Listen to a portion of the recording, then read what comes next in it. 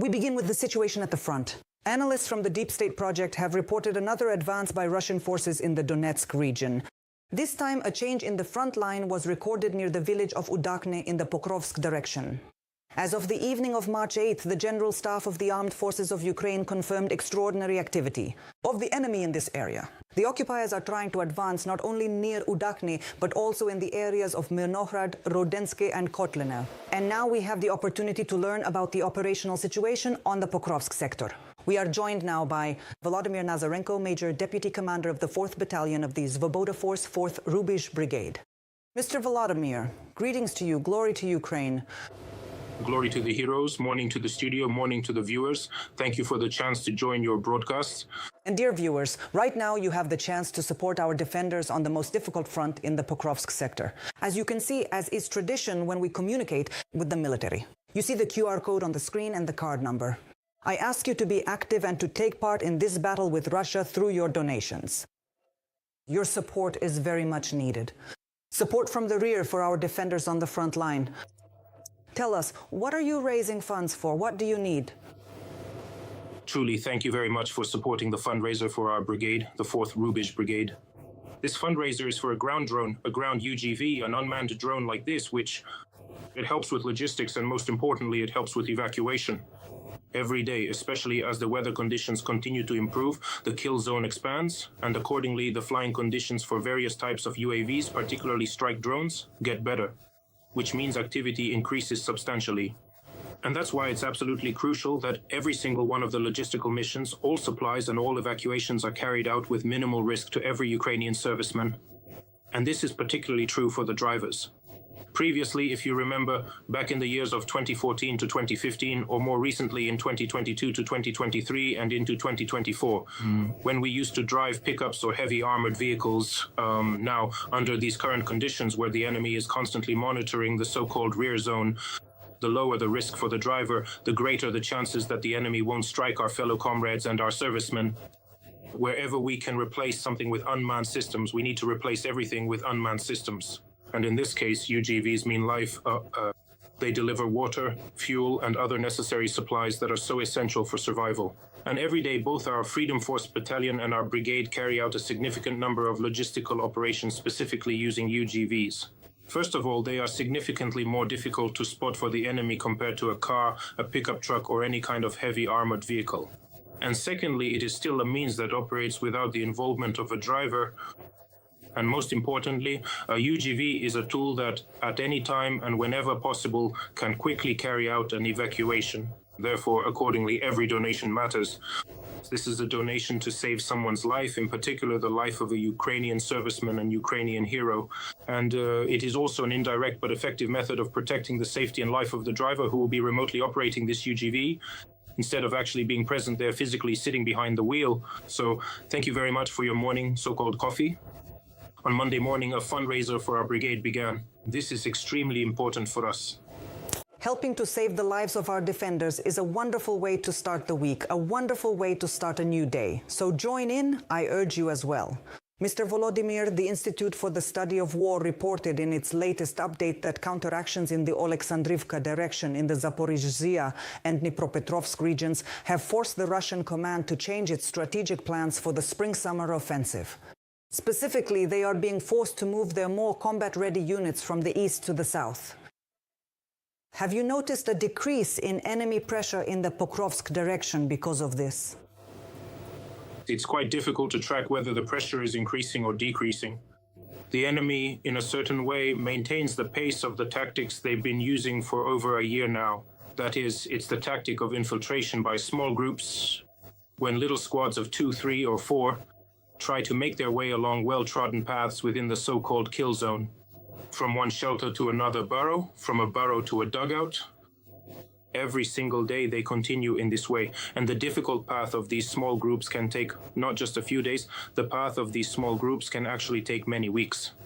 And in this specific way, they try to slowly infiltrate and infiltrate further, living in these makeshift shelters and underground burrows. Without any proper supplies, without any proper logistics, and without adequate drinking water, food, or other basic necessities. So it's quite difficult, but movement continues. In most cases, these are low-quality, hastily assembled enemy mercenaries to whom they made promises. They were promised large sums of money for signing the so-called contract and ended up on the battlefield with very poor and insufficient training.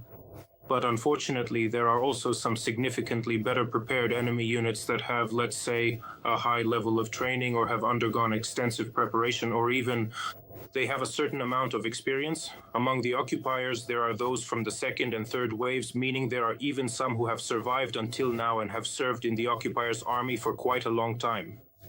But obviously what is happening now and what our comrades are doing on the southern front, on the Zaporizhzhia direction, these actions are having an effect. Accordingly, the enemy is forced to somehow distribute their reserves along the entire eastern line, along the whole front line. Unfortunately, the enemy still has these resources.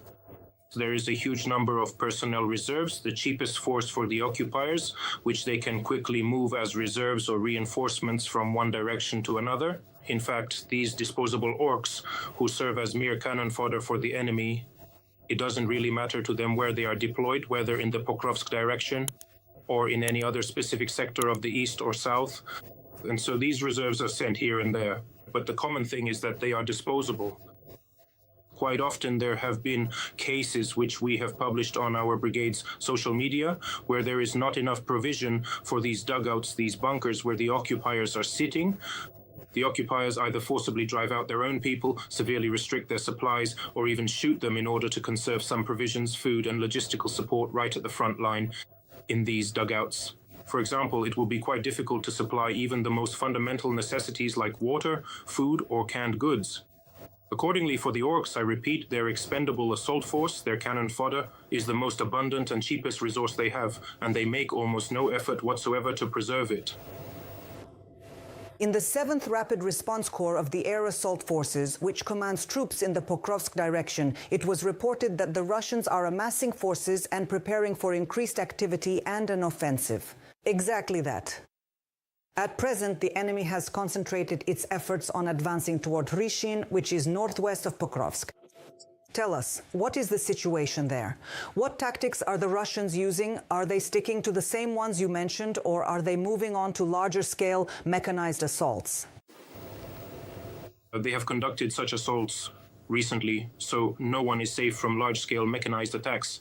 The enemy tries to use them during bad weather because the experience of the autumn campaign, when the enemy tried to use armored columns about a dozen times, shows that they were successfully repelled and defeated. They were detected at a very significant and long distance away at a considerable range. And in most cases, these mechanized columns are completely destroyed. The enemy is defeated thanks to the successful work of highly skilled strike UAV operators who essentially just systematically dismantle and smash these mechanized columns. Well, and in fact, the landing force that may be inside the armor or riding on top of the occupiers' armored vehicles is destroyed by long-range 155mm artillery. In other words, the occupiers have no chance when attempting such mechanized assaults. In most cases now, the enemy still continues to adhere to the tactic of infiltrating with small groups, essentially using cannon fodder, trying to slip through along well-trodden paths, but this does not bring them any significant success. Because, well, once again, during January and February, we saw variable weather conditions, meaning there were severe frosts, and in some places, thick fogs would set in. The enemy tried to use these fogs to their advantage. However, these fogs did not bring the enemy much success, as there were no recorded breakthroughs or significant advances. All these enemy attempts were successfully detected and destroyed. Here, the coordinated work of all units is evident. In particular, our brigade and the soldiers of our brigade work together very effectively. When the enemy is detected, both strike UAVs, airdropped munitions, mortars, and artillery are used. And the most important work is done in the close combat by our infantry brothers, who in these forest skirmishes thwart the enemy's attempts to advance. And in particular, once again, I invite you to visit and check out our brigade's social media, where you can see exactly how our scouts captured a specific group of enemy soldiers when they tried to advance and were hiding in some kind of dugout. Frightened, without provisions and without anything at all, they basically surrendered because they understood it was their only real chance to preserve their own lives. And this is happening all along the Pokrovsk direction. Now, as it has gotten considerably warmer, the logistical conditions have changed again. The ground is incredibly wet and muddy, basically a swamp for the occupier. It is much more challenging for them to advance. Apparently, indeed, the occupier The high command of the enemy forces is currently waiting for the start of the green season to amass their forces and, under the protective cover of the greenery, continue this tactical approach. But this does not mean that their hostile actions have completely stopped for now. The enemy is still consistently maintaining a high operational tempo, both in their attempts to advance and in the losses they incur. Because every single day, and specifically in the operational area of our brigade and our battalion, the enemy continues to suffer significant losses in their manpower. Wounded as well. In other words, occupiers are being eliminated every day. And every day the enemy tries to advance, tries to regroup, tries to supply these small groups. They are being destroyed by tactical strike UAVs. That is to say, every single day the intense tempo of the war, the fire of the war, does not diminish. And once again, the occupiers are suffering huge losses. While you were speaking just now, our directors were showing some video footage from the small village of Ryshain, as I understand it. And we can clearly see that this village as well. The Russians are trying to turn it into ruins. I'll ask our directors to replay it. How intensively are they using aviation for this? Or is this the result of enemy artillery fire? The enemies? The scorched earth tactic hasn't gone anywhere since 2022, since the battles for the east, meaning Popasna, Rubizhne, Severodonetsk, Bakhmut. The enemy continues to build up and refine this tactic. Now, in addition to artillery shelling, there are also bombardments from rocket systems like Grads, Uragans, and so on, as well as a huge number of KABs, FABs, and other aerial munitions. By the way, the enemy is also using a very large number of Molnias, Lancets, and strike UAVs. That is, these same Shaheds are used not only against distant, peaceful rear areas of Ukraine, but the enemy also uses them on frontline cities and towns in order to constantly turn house after house into ruins. That is, for 10, 15, 20 kilometers from the front line, there is nothing but ruins, nothing but traces left by the enemy. Explosions, shrapnel, destroyed roofs, shattered panes, broken windows. In other words, not a single intact window remains. Every day, almost every hour, the enemy uses aviation. This is a continuation of their scorched earth tactics, a fiery onslaught. They understand that in a conventional battle they have no chance, so they try to use their advantage in resources to gain the upper hand on the battlefield. But their only real advantage is in the sheer number of losses they can sustain. 130 combat clashes were recorded along the front line yesterday. In the Pokrovsk sector, the defense forces repelled 22 assaults by Russian troops in the areas of Mirnorad, Rodinske, and Udakhne. In the Kostiantynivka direction, the enemy carried out 19 attacks, attempting to advance toward Ivanopilia and Sofivka. The same number of attacks was recorded in the Hulyai-Pol direction near Mirna. Despite the pressure, Ukrainian defenders are systematically destroying the aggressor's potential.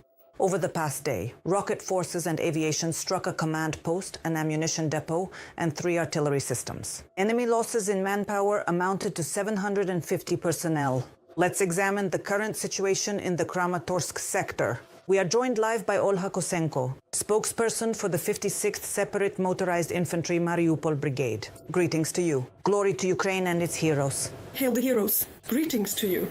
And, dear viewers, I draw your attention to the screens. Right now you see a QR code, the card number below it, and this is for fundraising.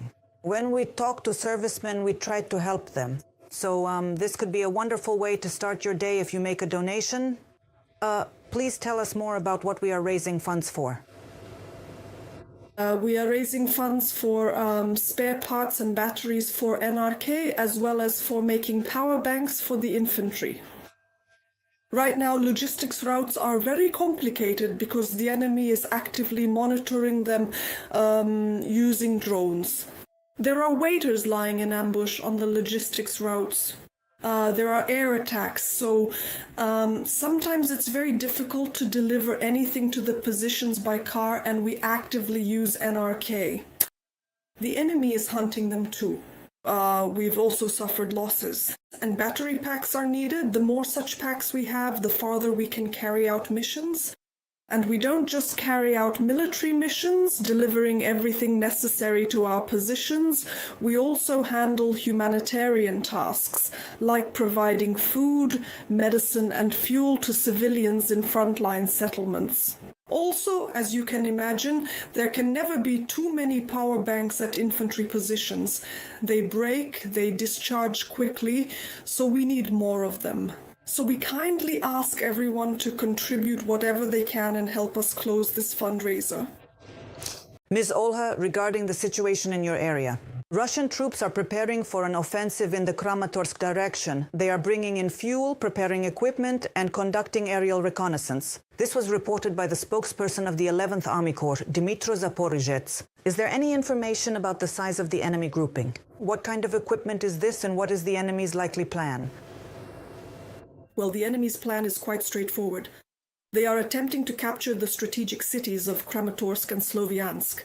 And in this way, they are advancing toward Kramatorsk from different directions, trying to find weak spots in our defense. So far, we have not observed any buildup of heavy equipment in this direction. Only light-wheeled vehicles, equipment including motorcycles, which the enemy is currently using not for assaults, but for logistics or moving infantry. Furthermore, we are also aware that the enemy is currently trying to bolster the total number of its active servicemen in the Kramatorsk direction, attempting to bring all of its units up to at least 80% of their full strength. We are observing a certain personnel shortage on the enemy's side, because if earlier they used to receive reinforcements of 30 to 40 new recruits, now this number has dropped to 8 to 10. And the basic military training of such recruits is usually quite weak. Another tactic of the enemy is redeploying their units from one sector to another. For example, the enemy is trying to transfer one of their battalions from an adjacent direction into our area of responsibility in order to reinforce their sabotage and assault groups. What specific actions is the enemy taking regarding the intensity of their assaults? Well, the enemy's tactics have remained unchanged for several years now. They infiltrate in small groups of 2 or 3 people, and sometimes even try to slip through one infantryman at a time. They use this tactic to scatter the attention of our pilots, since it's mainly the pilots who eliminate the enemy's manpower. Most of these infiltrations are unsuccessful. We locate the enemy and quickly destroy them. The enemy is also starting to assault more actively the area between the settlements of Markovi and Maiska. We already know that there have been several assaults involving groups of 5 people who tried to wedge themselves between these two settlements, but so far without success. We are holding the defense. Ms. Olha, what kind of Russian weaponry can already reach Kramatorsk? The enemy is shelling Kramatorsk quite intensively with everything they have. For example, over the past 2 days, we've had about a dozen such attacks. Everything was flying, both Molnia and Geran-type UAVs, as well as FABs and KBs. A huge bomb hit the city center of Kramatorsk. Dozens of apartment buildings and private houses were damaged. There are dead and wounded. Also, now the enemy forces can reach the outskirts of Kramatorsk with artillery. During one of the recent shellings, a local kindergarten was severely damaged. You already mentioned the logistics routes, but at the front line. I want to talk about those that are between cities and villages. Are they currently under enemy fire control? How are you managing to counter this? Yes, the enemy is actively using FPV drones to control such logistics routes. Mostly these are FPV drones on fiber optics, which cannot be destroyed by electronic warfare systems. That's why either small arms are effective against them, or you need to monitor and search for example, Zduns, because Zduns are also drones on fiber optics. We try wherever possible to deliver by car. Drivers travel with electronic warfare systems in their vehicles, and drivers also carry pump-action shotguns so that if necessary they can shoot down such drones in areas where it is impossible to get through by car. We rely on the use of NRKs, and everything the infantry needs at the front line is delivered with the help of vampires. They operate every night, delivering food, water, power banks, and clothing to the infantry as needed. In other words, everything they ask for. For example, in the neighboring Sloviansk direction, the Russians have started using their analogs of the Ukrainian vampire drones. Have you or the soldiers in your unit encountered them? What kind of threat could they pose to our defense forces? Yes, for quite a long time, the Russians were unable to copy our vampire. I am well aware that they captured, so to speak, some of our drones while trying to copy this heavy bomber, but for quite a while they were unsuccessful in their efforts. But now the Russians have indeed started using a functional analog of our vampire drone. For now we still have the advantage in the use of heavy bombers. But if the Russians manage to put this into mass production, it will greatly complicate the defense of the Kramatorsk direction and, in general, the work of our armed forces. Dear viewers, let me remind you that you can see a QR code and a card number on the screen.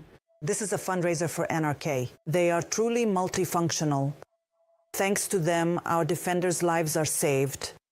Vital provisions and ammunition are delivered. And they can also serve as a form of infantry, so to speak, because we have repeatedly witnessed how they steadfastly held their defensive lines, fired back with their modules, or disrupted the enemy's strategic plans by detecting their logistical routes, those specific paths, and effectively intercepting those movements. That's why I want to urge you once again to join this fundraiser.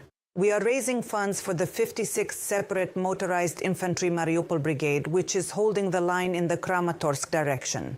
And Miss Olga, could you share the statistics on Russian losses in your sector? What have you managed to hit? Well, I can share the statistics for the past week. Here is the latest information. Over the past week, the fighters of the 56th Brigade have killed or wounded about 50 Russian soldiers.